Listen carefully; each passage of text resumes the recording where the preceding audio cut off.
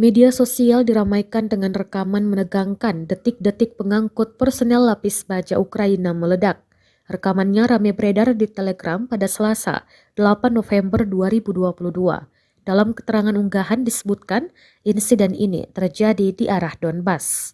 Pengangkut personel lapis baja Sisu XA-180 dan BMP-3 milik Angkatan Bersenjata Ukraina menginjak ranjau yang ditanam militer Rusia. Hasilnya, kedua kendaraan tempur andalan Ukraina tersebut meledak dan rusak.